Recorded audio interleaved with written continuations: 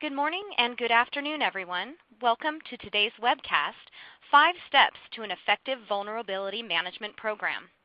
I'm Kate Carson, Marketing Coordinator at Tripwire, and I'm excited to be part of this presentation today. So before we start, I'd like to go over a couple of housekeeping items. First of all, you want to make sure that your audio is streaming correctly. Please note that the audio portion will stream through your PC or laptop speakers. Be sure to check your speaker volume and the volume in your Windows or Mac OS or your headset to ensure that it's turned on and volume is at an audible level. Today's webcast is presented using a slide deck.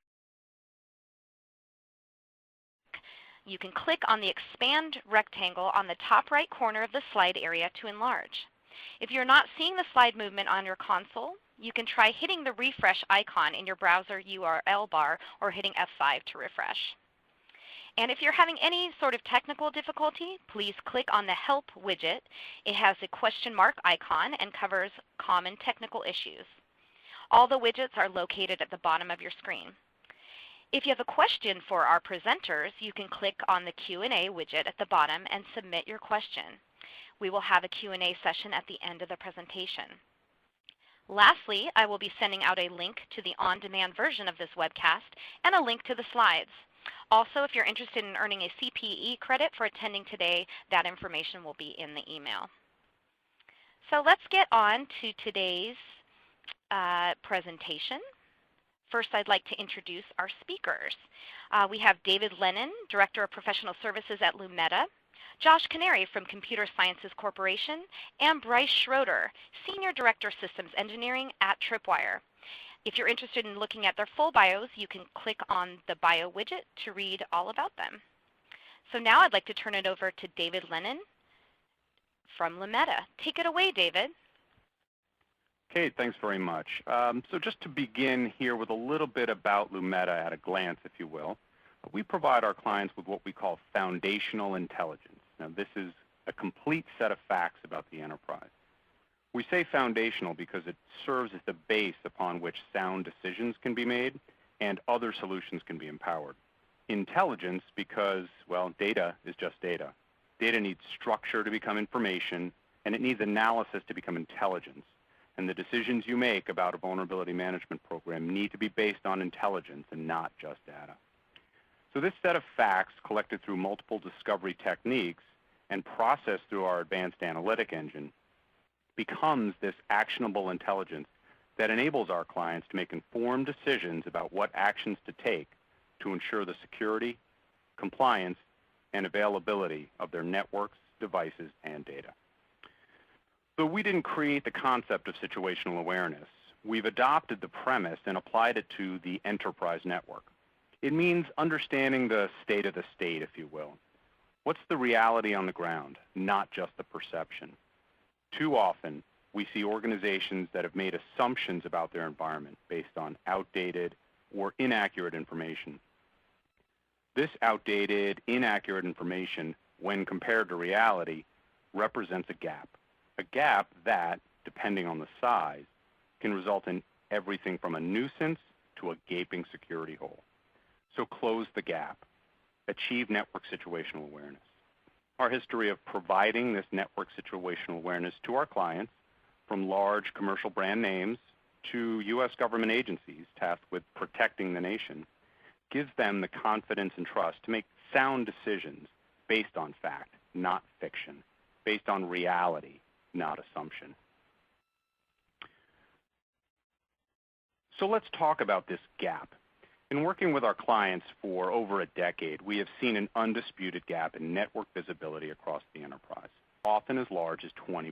And I'll share in a moment some specific quantified examples of this. Now, the causes for this gap in visibility are many, none of which should really come as a shock when you think about them in the context of your environment. Unmanaged and unsecured devices. Bring your own device programs alone have introduced a whole world of new devices to the enterprise. No longer is it just a desktop and maybe a corporate-issued BlackBerry per person. There's phones and tablets from any number of vendors and carriers, all connecting to the network. Add to that game consoles, security cameras, even roller coasters, all of which we find in our clients' environments. And you have quite a list. What about devices that speak IPv6? It's been around a long time. Most gear that's been rolled out in the last 8 to 10 years has an IPv6 capability. What used to be a device with a single communication channel can now be dual stacked, speaking both v4 and v6. Is your network ready for that? How is the infrastructure passing that traffic? Are there security controls in place to handle it? If you can't answer these questions, there's this gap you have. The disappearing network edge. Yesterday, as coincidence would have it, I was in a session working with a client. We were hashing out a plan to deploy some systems to meet a set of requirements that they had. So we started with, we'll stand up this system over here in Amazon Web Services. That'll be able to reach that network over there. Now let's put this other one over in VMware's vCloud Air environment, and that'll be able to hit that network. And then these two guys will be able to talk together through this one, and they'll both reach back to the DMZ. So where's the edge of my network in that example? You add to that mobile devices, such as BYOD, and the problems only increase. Corporate change, it's a fact. Mergers, acquisitions, divestiture, network consolidation, outsourcing, insourcing, managed services, it's hard to keep up. This is the speed of business, and it's not slowing down. They're all happening all the time to varying degrees in the organization. And any of these, all of these, create this gap in visibility, one that presents the opportunity to miss a critical piece of the puzzle and leave your systems vulnerable and put the enterprise at risk. So as promised, some of the examples of this gap. Real numbers from real clients. We have, of course, changed the names to protect the innocent, as it were. And as you can see, in every one of these cases, there's a clear gap in what the assumption was going in and how that assumption banged up against harsh reality. And it's not just in the device counts. Unknown networks, unauthorized devices, BYOD anyone? Non-responding networks, all of these contribute to the gap in visibility across our client base prior to our arrival, of course. In that financial industry example, the first estimate they gave us was actually more like 600,000 active devices. As we approached getting ready to go live, they said, you know what, I think we're more like 800,000. The discovered number of 842,000 plus really should have an asterisk next to it, as in so far, because we're still working with that client, we're still finding more devices, we're pushing 900,000 now. So again, these missed network elements, as we described them, aren't just devices. They're connections, network segments, filtering devices that block paths to the other parts of the environment. These all conspire to create this gap in visibility, and it impacts your ability to make sound decisions. Now, a key point here is that in all of these examples, and frankly in all of the clients we work with, all of them had an established vulnerability management program. Now, it may sound this way, but it's not a knock on vulnerability management. In fact, that's exactly why we're having this conversation today. VM solutions are a critical piece of the security landscape. I mean, quite frankly, as product suites, they do things that Lumeta does not. However, the ability to have this full visibility across the network enterprise, to reach out to all connected devices, especially those that have been traditionally unmanaged and therefore falling outside of a typical vulnerability management program, enables Lumeta to provide to the VM solutions, like Tripwire IP360, for example, a complete set of facts to go forth and do its magic on. It's exactly the reason that the integration we're going to describe today exists, to extend the reach of the VM solution and cover the whole enterprise and eliminate this gap. So what does this gap really mean? Network change and complexity, aka the speed of business, moves much faster than policy and procedure do. In fact, quite often, the policy decisions and the resulting procedures to enforce those policies are reactive, chasing business, playing catch-up as it moves ever faster. Again, this presents this gap that leaves the enterprise at risk. There was a quote on an earlier slide, don't know if you caught it, but it was a great comment from Mark Orndorff at DISA, the Defense Information Systems Agency. You can't defend what you don't know. And that's it exactly. If you don't know it, you can't see it, you can't map it, you can't manage it, you can't secure it. So how much risk does this visibility gap introduce into the enterprise? Who knows? Until you know how big the gap is, what it represents, where it impacts your enterprise, and what systems are affected, frankly, you can't know. The key is to identify that gap so you can measure and quantify the risk associated with it in order to prioritize remediation. Otherwise, you're going to simply find yourself lurching from one fire drill to the next. We all have better things to do with our day than that. So network situational awareness is what gives you that finger on the pulse of the environment, that state of the state. It lets you identify the gap resulting from assumptions based on that inaccurate, outdated information. It gives you a full set of facts about the connected enterprise, so you can know not just what's on your network, but what is your network. The routes, the subnets, the devices, the edge, all of it. This lets you address the risk and close the gap. This is the very foundation of a comprehensive vulnerability management program.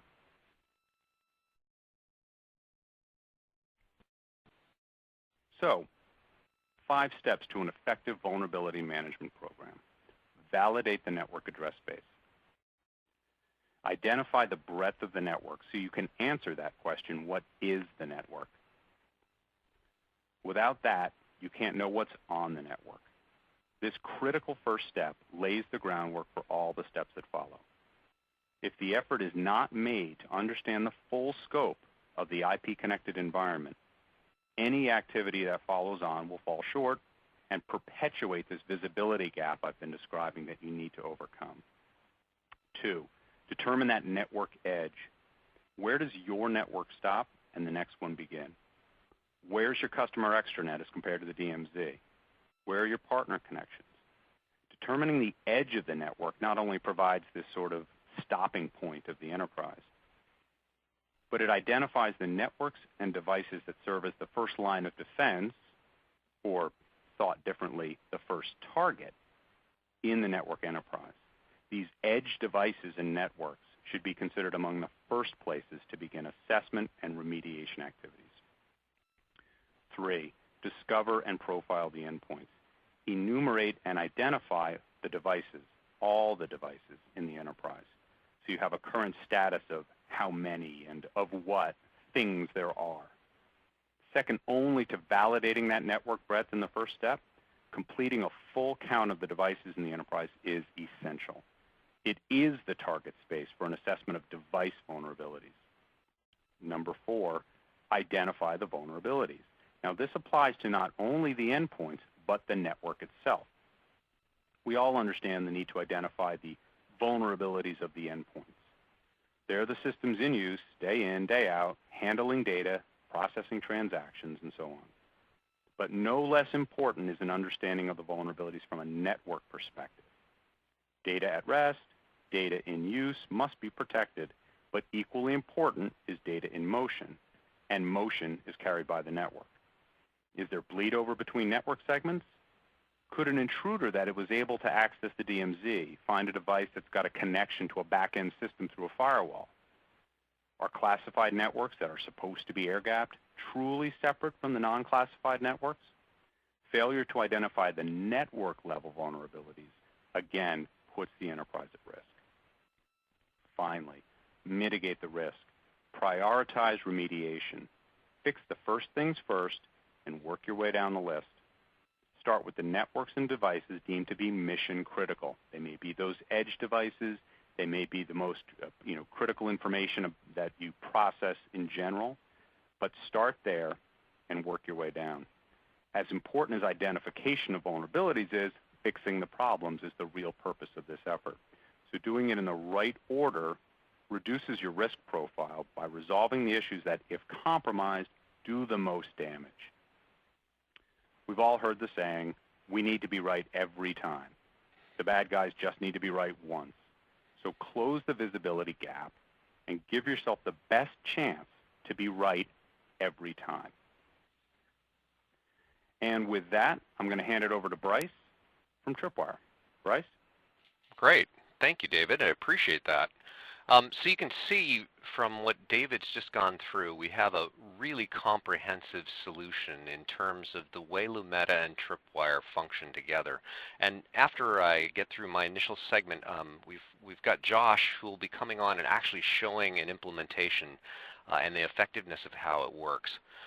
So I want to give just a quick profile of Tripwire for those who are not aware of who we are and what we've got. We are a 150 million plus company, privately held. We are currently now number 2 in the security configuration management platform space. Over 400 employees and about 9,000 customers across the globe in terms of what happens. And we're now delivering enterprise scale around advanced threat protection, security, and compliance solutions. Moving on from there, kind of walking through our product mix. We're here today to talk about the integration between IP360 and Lumeta, but we have a number of other elements as well around security configuration management, file integrity, and policy management, as well as log intelligence pieces. And across all of those elements in terms of providing threat protection data and keen intelligence on that is the ability to provide accurate, reliable data in a business context that you provide around the asset and criticality of whatever that device or asset is, and then really trying to drive automation, not for automation's sake, but because we know that time to detect, time to remediate, and more importantly, time to protect things is scarce. Your time is precious. So we want to make sure that inside of that accurate data with business context, that your time is valued in terms of what's there. And we do that by integrating solutions like the one we're showing you today with Lumeta. So let's walk down and into the solution space and get a better understanding of what it is we're talking about today. So this is a contextual diagram of the actual integration. And David's done a great job of setting up how that problem space works. But really when it gets down into how the function works, it's really a multi-step process. So IP360 has the ability to do a profile and scan of all the devices on your network, but it's periodic. IP Sonar from Lumeta actually has the ability to passively aggregate all things that are happening on your network. It's listening constantly and continually to determine what's out and what's actually talking, even if it's a transient, something that turns on and off. Lumeta has the ability to discover and actually detect what that particular asset or device is. And so this integration is key and critical in that IP Sonar and Lumeta will discover all of the components that are in that network space and adds that into the rich contextual framework of what happens inside of IP360. We deliver it accurately through an API, and then IP360 takes over from there in terms of taking those discovered devices and assets anywhere and everywhere in the network and performing a comprehensive host profile on that particular device.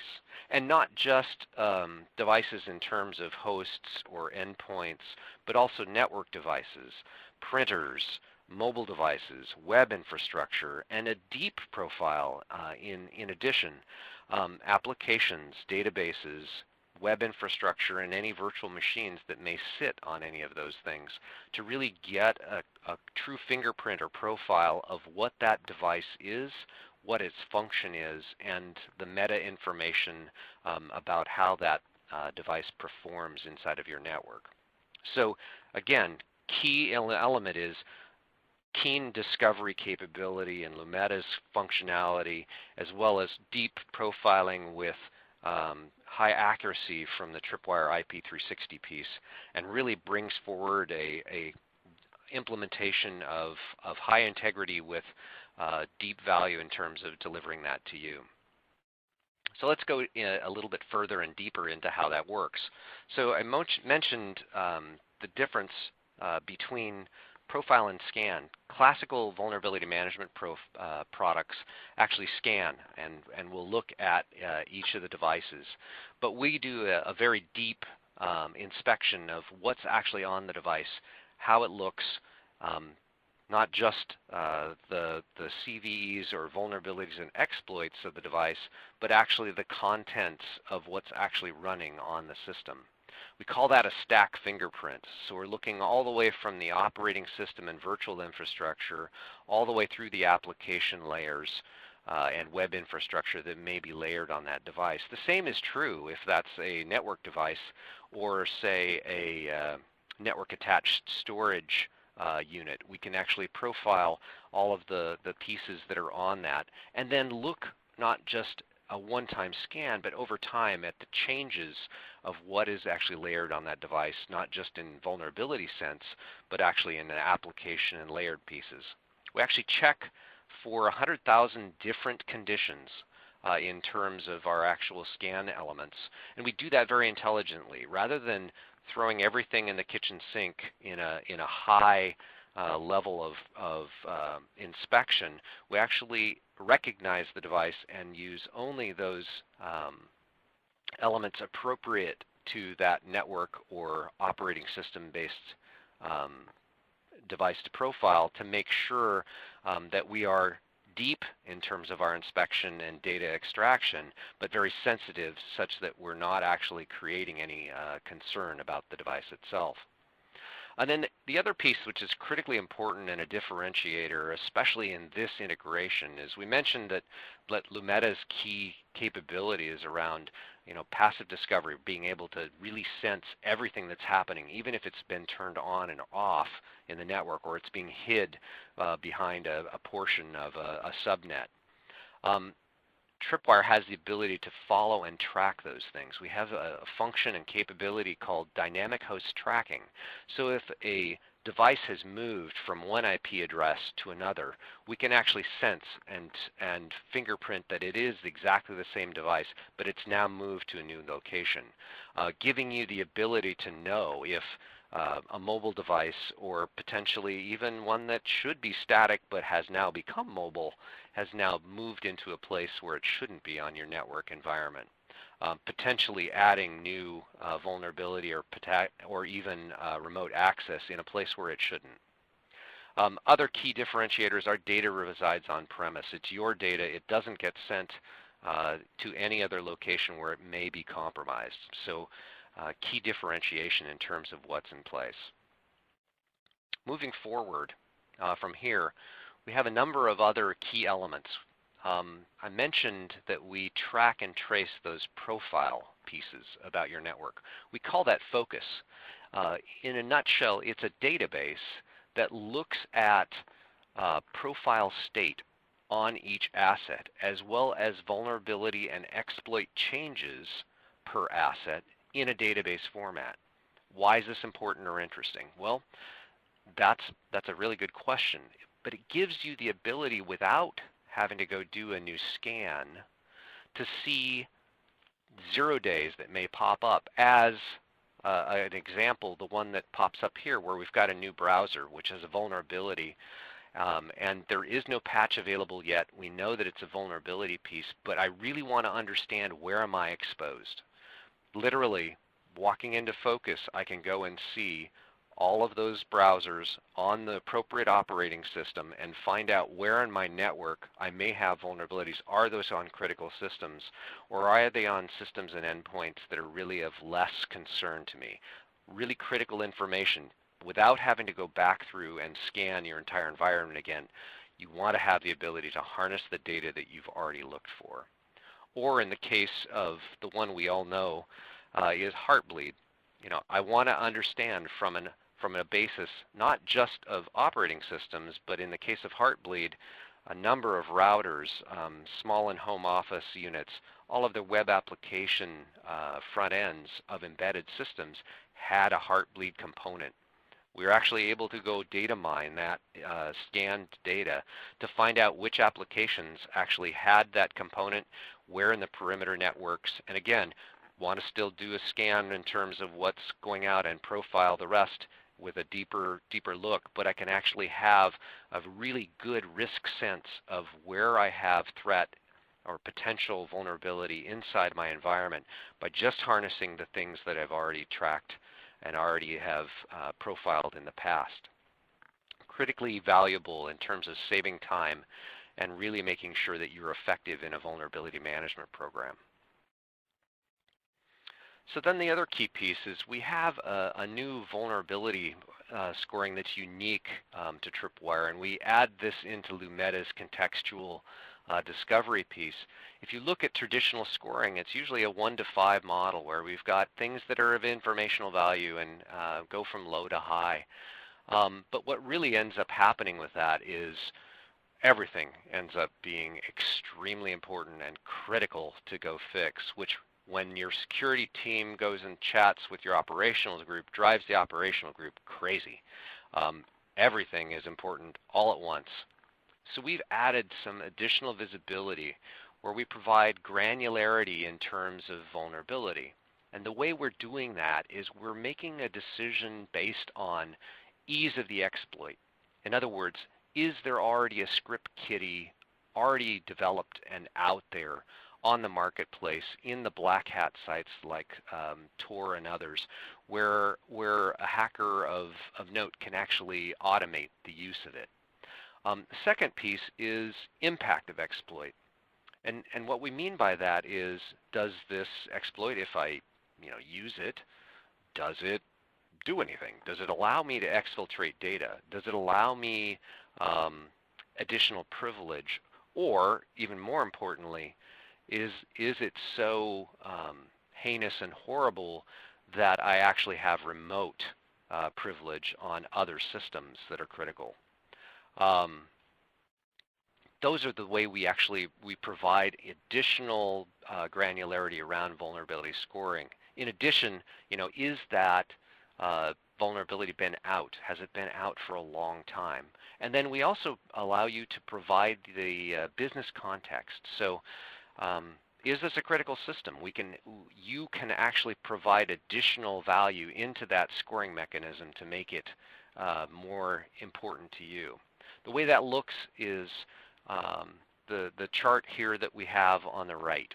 And while it is hard to read on this webinar, it is a heat mapped piece that starts from the lower left where there is no known exploit and there is almost no exposure if this exploit is executed, to the far upper right where it's hot. And in that quadrant you have an automated exploit. Again, the scripts are already out, they've been available, they've been morphed and changed and are readily exploitable, and at the same time on the far right it gives remote privilege. It's not just direct access, it's remote privilege to other systems and presents a compromise that if executed has a high potential for breach inside of your environment. Again, reason for this is it's critically important that you are able to go fix to the point that David made earlier. You need to fix the most important things first. That's the highly effective vulnerability management program. So we give you that context to be able to move into the upper right and know that the things that you're fixing and the things that are being remediated are absolutely the most important pieces for your environment and what's been discovered in terms of what's there. And then to the left side is really a trend line. So the trend that we were showing in this particular example is by product group or by division of your corporation.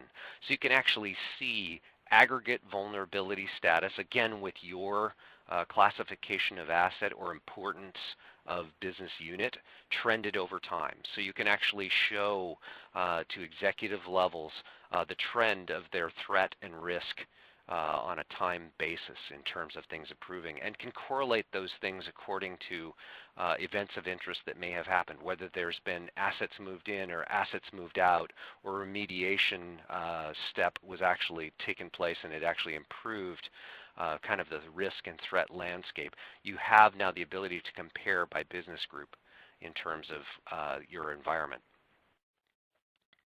So let's look at that in terms of what it means. And that really is, I mean, to David's earlier point, I mean, you need data. It has to become analyzed to become information, and then with judgment it becomes intelligence.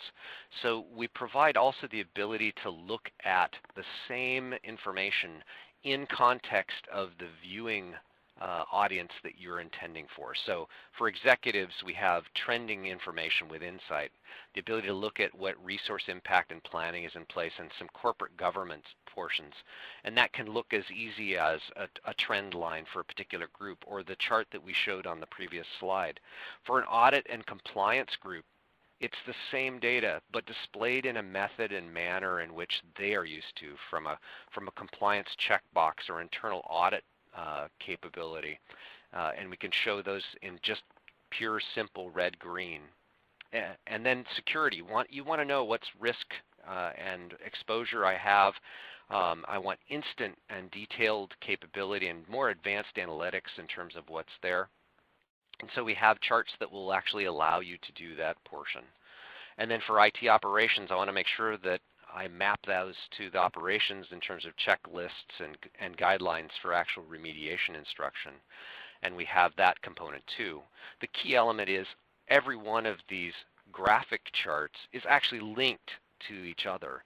So clicking on the graph portion of it allows you to switch context and view it in the context of the others. So that if an executive says, I need improvement on XYZ, this particular group or this particular division, it can easily be translated to any of the other groups as direct instruction as to here's what they saw, here's what it means to me, because I can now keep that business context of connection between what I'm seeing from my reporting infrastructure.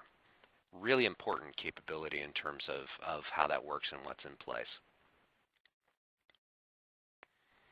So you can see in terms of what we're doing, and to really wrap and come back up to the high level of after we've walked through how IP360 from a solution standpoint works with Lumeta, why we have this keen network situational awareness in terms of what's there. Lumeta gives us the ability to see on a continuous real-time basis what's happening in my network, what new devices and new assets are coming on, where is the edge and boundary of my network, because it's continually flexing in our current environment as Wi-Fi and devices come in and out of it. But then really with the IP360 piece and the marriage between the two products, I now have keen comprehension. And I can prioritize and trend my information. And what's more, I have a visualization mechanism where I can present executive level reports and literally do operational remediation on those on an ongoing basis and show direct connection between those security remediation steps I take and executives' desire to have a level of confidence and security in terms of what's happening and that it's getting better over time. And then the other piece is mitigation. I need to have accurate data. I need to know what's available, and I need to take the right steps so that I'm minimizing my threat surface, so that I know that as new threats come up, as they do, I have got a rapid way to go protect my environment and prevent intrusion. So that's really the essence of what we've got in terms of this solution offering in terms of what's there. But none of this is really all that interesting without actually seeing a real-world implementation and how things have actually been used. So for that, we have Josh Canary, who's actually had this solution in place and has some things to tell us about how it actually functions and works. Josh, offer to you. Thanks very much, Bryce. Exactly. The interesting comes when the rubber meets the road, so to speak. So I wanted to jump into a little bit of background just to give a specific case of where we're actually using the Lumeta and Tripwire products together and using the integrated solution.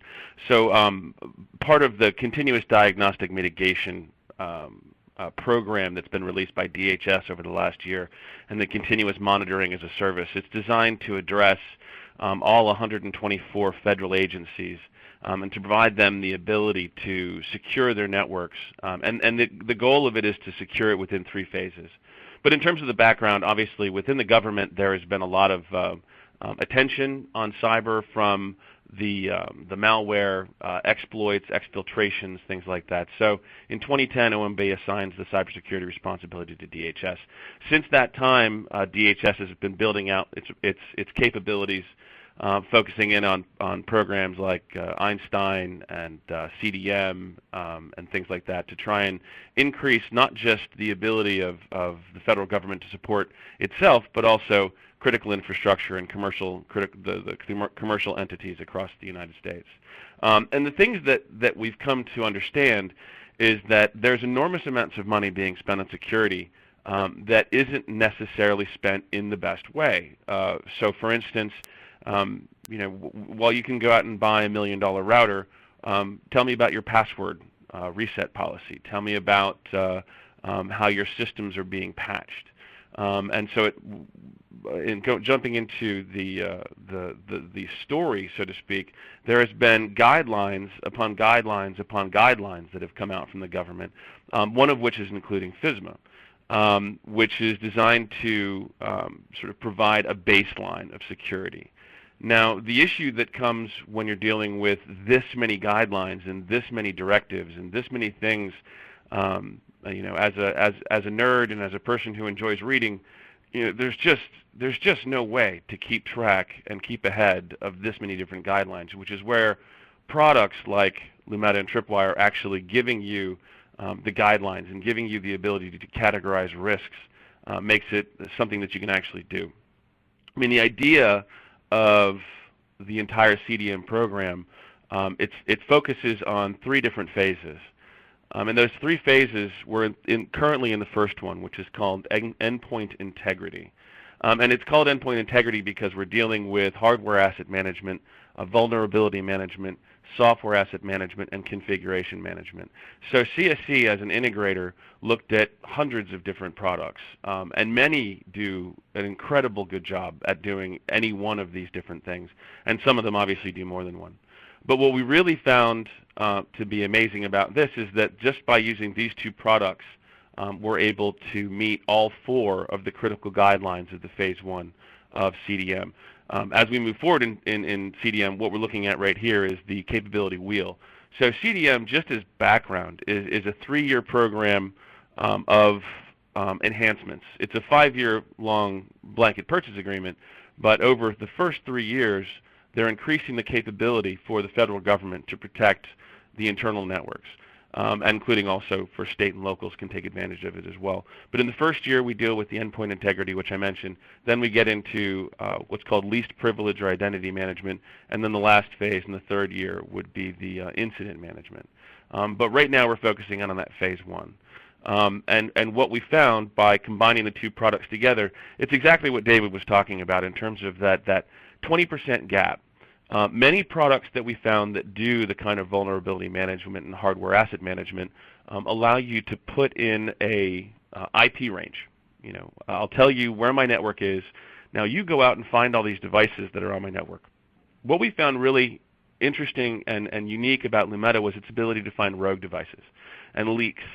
So for instance, if you've got a very smart engineer or a very smart scientist within your government agency or even within your commercial entity, you might find them with a DNS server or a DHCP server, or they have an office where it looks like they've got one IP address, but the amount of network traffic on that one IP address is impossible. Well, Lumeta is smart enough to figure out that there's something going on there, and then once again, going back to what Bryce was talking about, it's the actionable intelligence component of what comes from that. So once you've discovered that there's too much traffic, and if you're doing hardware asset management, then I can tell an engineer, hey, go out to this office and see what's going on in there. Because there's some things that no automated system will be able to tell you. But what it can tell you is that you've got something that requires further investigation. Because as both of them mentioned, ultimately the problem here and the things that we have to focus on is fixing it, right? It's not just a question of being able to outline what security is there or even to determine the extent of the vulnerabilities, because there's that that old saw that there's only two types of networks out there, those that have been hacked and those that don't know they've been hacked. So in that case, being able to find out your vulnerabilities and your exploits is important, but fixing them is actually the bottom line. That's what we come to work to do every day. So being able to turn on the lights of your network, to be able to define what's out there is definitely the first step in terms of being able to protect them. If you don't know what's there, any number of patching, any number of system changes, or any number of firewalls or other devices you might buy is not going to protect what you don't know you have. But then, as important, we're dealing with a risk framework analysis, right? So when we deal with that, you have to go beyond that. You have to be able to identify the risks and do the analysis to find out what's actually going to hurt you. One of a CEO in the federal government usually uses the story about if somebody comes to him and says he has 2 bald tires, well, that's potentially worrying. But if it turns out those 2 tires are hanging from a tree in his backyard, well, that's not that big of a deal anymore. So just by identifying the devices in your network and then not actually doing the categorization that Tripwire provides, when you're actually finding out where the risks are, you still don't know what's on your network. Another example would be, with most Windows servers, there's a bind service that's installed by default. Now, it's almost never turned on. We found a number of tools that would determine that there was, in fact, a bind service and raise a red flag. But it's not a problem if it's disabled. So what we liked about the 2 products put together was that it allowed us to first turn on the lights, but then the categorization of those risks allowed us to not be blinded by what we see. Because as more and more BYOD systems are coming online, while the perimeter, which used to be the bastion of protection, is now getting more and more muddy, where is your perimeter? Well, your perimeter is now on the cell phone that's in the pocket of your employee in his living room. So all of a sudden, I can't just put up 4 corners around my building and decide it's clean. I've now got to be a lot more engaged with the devices that are walking around outside of my control.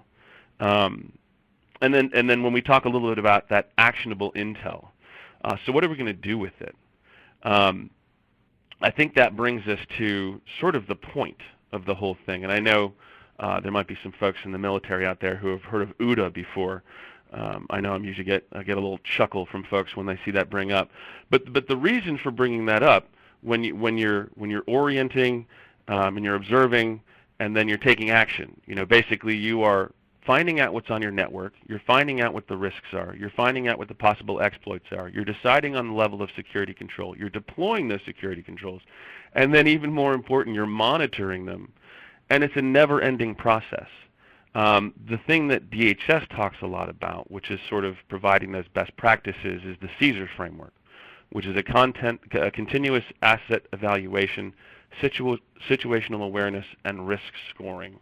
And it's a constant process, because the point is, in terms of going back to that military metaphor, the OODA loop, you want to do it faster and faster, because the faster you're able to bring your controls to bear and make changes and fix things that are broken, then you're able to get ahead of your adversary's OODA loop, who's doing the same thing. On his side, he's attempting to bring malware to bear, exploits to bear, exfiltrate your information, try and take advantage of non-existent patches, or even patches that maybe the industry hasn't determined there's a weakness yet. So the faster you're able to turn a vulnerability into an Xbox that basically you say, no, I'm done here, this is no longer an exploit, no longer a vulnerability, the better off I'm going to be in the long term. So very last thing, I know that was a full slide, but I wanted to mention a couple of different places you can go for more information. CDM is something that is an IT70 BPA. It's available to all federal agencies, as well as state, local, and territorial and tribal agencies. But its information is being released by FedSim and GSA, as well as US CERT. So I just wanted to put up a couple of web pages up for you guys to take a look at. So CSC is one of the 17 primes. There's 16 other system integrators that are providing solutions. So in terms of, there's a lot of buzz, obviously, around the network and around the beltway on it. And I think what it's going to do is it's allowing the federal government to sort of stand up to what has been for a number of years, having found themselves on their heels a little bit from people coming after them to try and take information. Because in order to protect your network, as everyone knows, it's sort of peeling back an onion. There are so many different layers. So you can protect the perimeter, but then also in terms of protecting the internals. And with that said, I want to turn it back over to Bryce, I think, for the wrap-up. Yeah, great. Thank you, Josh. I appreciate that very much. Great example. I want to walk in through the wrap in terms of what we've got. I mean, as you've seen and as Josh has just highlighted with the CDM example, really the intent of this integration is to eliminate gaps in network intelligence. How do I make sure I've got everything that's on my network and that my vulnerability management program is complete and fully functional in terms of what's there, and not just on the discovery component, but making sure that I have stateful, concise, accurate inspection of what's there. And then actually taking that to have maximum visibility and control. And to the OODA example, I want to do that faster and faster. I want to make sure that that visibility and control is actually accelerated, and I don't have to spend extra people time in order to make that happen.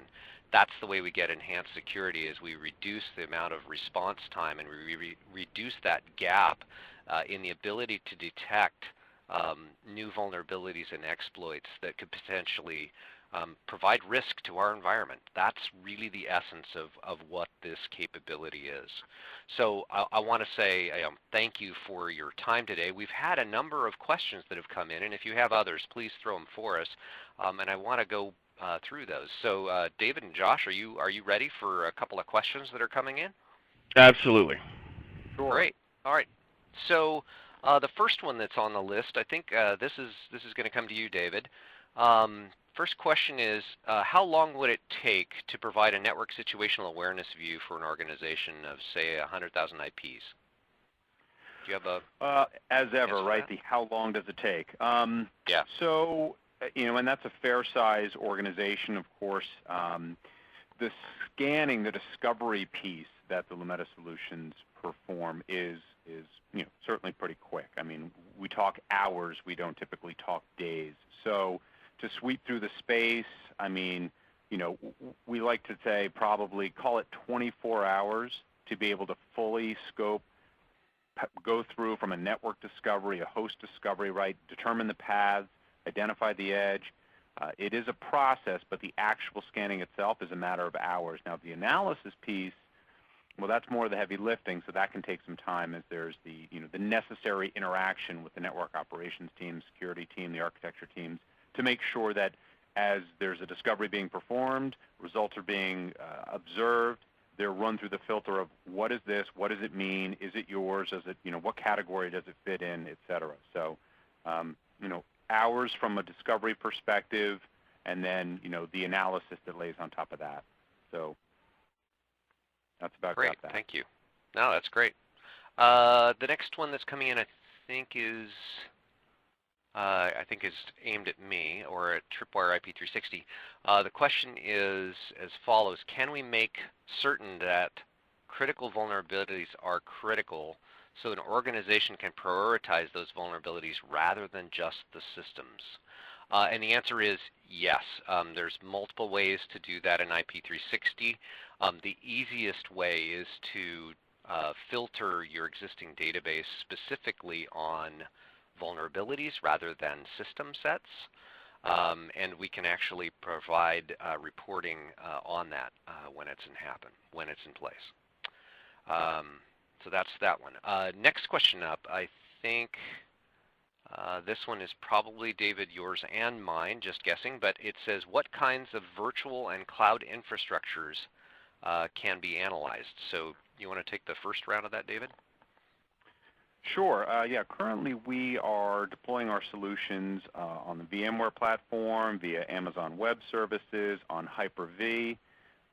In addition, there's sort of two ways to think about these cloud environments as well. There's the view from the cloud, so thinking of it as a service deployed in a public or a private cloud, as well as visibility in the cloud, seeing what's being turned up and turned down in the cloud infrastructure itself. So VMware, AWS, and Hyper-V currently we support. Cool. And I know that from a Tripwire side, all of those things are true for us, as well as we've got deployments in Verizon Business Services, what was Terramark, as well as a number of other hosted providers. And we do have Citrix Zen capability as well. So yeah. And Bryce, if I can jump in on that. Yeah, please. One of the things, so I know we have an assessment of, I think it was 450,000 IPs in less than 72 hours, a number of hours. But also, one of the things that we found really compelling, which I thought you were going to mention, but I'm just going to make sure you do, is the agentless features. The fact that it's, as we were looking at real-world environments where you have decades-old machines and things like that, and the odds of breaking something by deploying a new piece of software into them, or at least destabilizing existing infrastructure, was a non-starter for us. So the idea that you can have agentless and remote scanning, so that you can maintain control from a cloud-based solution, that was pretty compelling for us. Excellent. Thank you, Josh. All right, I think I've got one more question, and primarily I think David and Josh, you can jump in. This one is, what does, and I'm actually combining two questions because they're the same, and it may require a demo, but what does a Lumeta deployment look like? What is involved? Where do the devices reside? How do I do DMZs and segmented networks? That's a loaded 16-question request. Yeah, there's a couple of pieces to that. So actually, Josh made the point. So and kind of working from the bottom up, if you will, agentless, right? So we're looking from a visibility perspective. So where do you put Lumeta solution? It's wherever you have visibility across the enterprise. And there's a couple of really quick examples. We have a commercial client that's about 50,000 IPs. They have a heavily segmented environment, and they've deployed sensors in 49 network segments. They want to be able to do very localized point-to-point kind of visibility tests. Conversely, we have another international commercial organization that's about 300,000 active assets, and they have visibility from a single point in their network. They've got a global,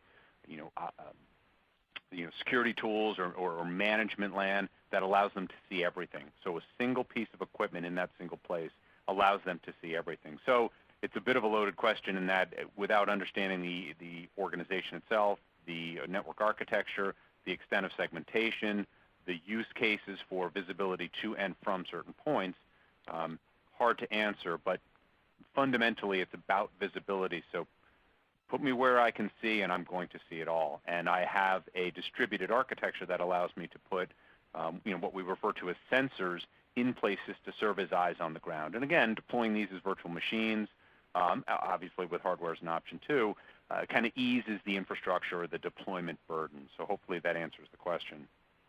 Yeah, and I would throw 2 cents in just as an extra piece.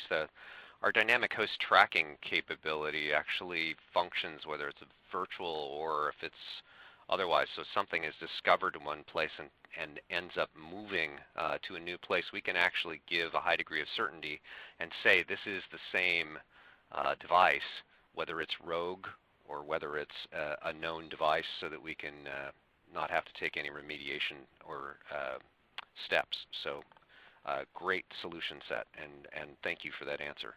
I think that pretty much wraps up our question list. So with that, I want to thank you for your time and for listening to the session. And Kate, back to you. You want to wrap? Thank you, Bryce. Yes, I would like to thank our presenters today, David Lennon, Josh Canary, and Bryce Schroeder. And thank you to our audience today for spending about an hour of your time with us. We hope you found the presentation informative and relevant to you. As I had mentioned earlier, I will be sending out a link to the on-demand webcast and the slides. Also, you may reply to my email if you'd like to earn a CPE credit for attending the webcast today. So in closing, we hope you'll join us for future webcasts. Check out tripwire.com for any upcoming events, and have a great day.